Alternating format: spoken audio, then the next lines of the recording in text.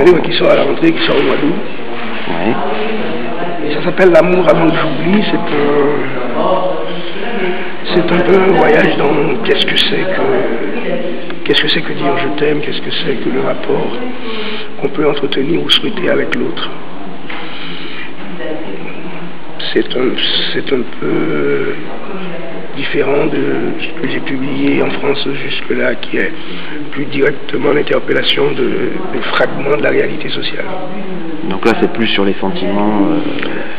Aussi, les sentiments font aussi partie de la réalité sociale, puisqu'ils sont des produits, et c'est la société qui leur donne le cadre dans lequel ils parviennent à s'exprimer, ou dans lequel justement il leur est impossible de s'exprimer. Mais c'est un peu regarder le réel de ce lieu-là, ou l'inscription individuelle dans le réel de ce lieu-là. D'abord, vous êtes un écrivain francophone. Aussi.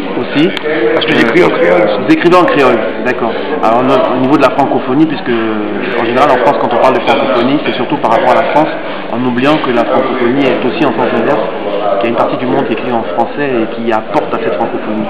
Comment analysez-vous cette... Sur la question de la francophonie, moi j'ai un point de vue un peu politique, je dirais. Là-dessus, le concept m'intéresse uniquement dans la mesure où il permet de fédérer, sous prétexte de langue, il permet de fédérer des énergies qui pourraient éventuellement s'opposer ou questionner cette volonté qu'il y a aujourd'hui d'une domination, disons le mot carrément, des États-Unis sur le monde. Donc c'est un peu une sorte de contre, ça offre la possibilité d'un contre-empire. En cela, ça m'intéresse, mais en ce qui concerne la littérature directement, pour moi, je considère tous les écrivains de langue française, qu'ils soient français, maliens, haïtiens, comme étant des écrivains francophones. Donc je ne fais pas de différence entre les écrivains français et les écrivains de pays non français qui écrivent. Est-ce que vous avez conscience, en tant qu'haïtien, quand même, que vous êtes porteur d'un message pour tous les Noirs du monde? Parce qu'Haïti est quand même ce symbole-là. Je n'ai pas conscience. Vous n'avez pas conscience? Pas du tout. Je crois qu'il est même dangereux de le voir ainsi. Pourquoi? Parce que cette modernité dans laquelle Haïti s'inscrit est quand même une modernité de type occidental à certains égards.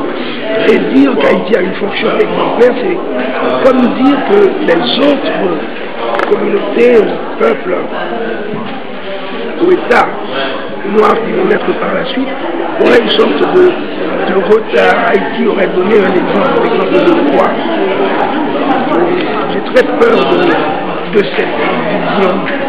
Et je pense que dans la réalité de la vie sociale haïtienne, les élites haïtiennes se sont cachées derrière cette prétendue exemplarité d'Haïti pour ne rien faire pour le gros de la population haïtienne. Je crois qu'Haïti a des démêlés à régler avec elle-même. Avec elle-même. Avant de prétendre à une quelconque... par rapport aux relations avec Saint-Domingue.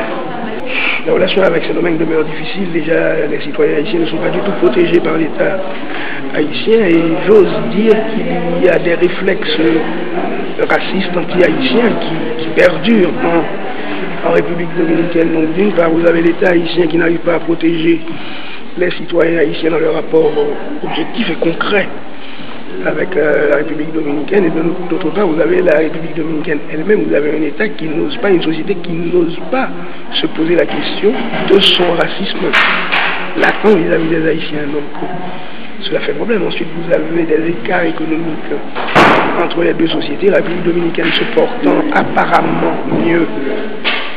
Disons que la parodie a mieux réussi en République dominicaine qu'en Haïti. Cela ajoute au conflit qui existe déjà. Si on revenait sur la littérature, Haïti vous inspire énormément dans vos livres? Je sais pas, je n'ai pas de... C'est bizarre, je n'ai pas de notion d'Haïti au moment où vous écrivez, où j'écris en tant que citoyen ici. Et je suis même engagé à certains moments dans des activités directement politiques. Mais j'écris avec tout ce qui fait moi. Donc le désir, les pulsions, la conscience sociale aussi, si on peut savoir de quelle conscience sociale on est soi-même animé. j'écris avec tout cela. Donc forcément, Haïti est présent dans ce que j'écris, parce que moi je dis que il y a des gens qui tombent dans le piège de dire qu'ils écrivent pour. Je n'écris pas pour parler d'Haïti. Il y a d'autres qui tombent dans le piège de vouloir écrire sans, comme les écrivains qui disent « moi je ne suis de nulle part ». Je n'ai jamais entendu un écrivain français dire « je suis de nulle part » pour se considérer un bon écrivain. Quand un écrivain qui est né en Haïti et qui voyage me dit « maintenant je suis de nulle part », comme si c'est là que se trouvait la littérature, ça me paraît un peu idiot. Moi je dis « j'écris pas sans, j'écris pas pour, j'écris avec ». Et c'est un avec qui... La diaspora haïtienne est importante. Ah oui. Que ce soit au Québec, que ce soit en Floride, soit à New York. Soit à New York. Vous pensez que cette diaspora peut avoir une influence sur l'avenir d'Haïti pour vous qui y vivez ici? Forcément, elle a déjà une influence à la fois bonne et mauvaise. Moi, j'ai pas non plus, là encore, il ne faut pas tomber dans l'exagération qui consiste à voir ceux qui sont partis comme des traîtres, ni tomber dans l'autre exagération qui consiste à les voir comme des messies. Écoutez, la plupart des gens qui sont partis ne reviendront pas. Ils ne reviendront pas. Ils ne reviendront pas, ils se sont inscrits dans une autre vie et ils ont des enfants d'origine haïtienne. Il faut faire avec, il y a deux choses. Il ne faut pas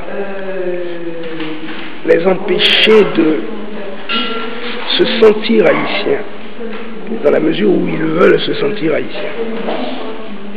Donc il ne faut pas les sanctionner pour faute d'absence, pour délit d'absence.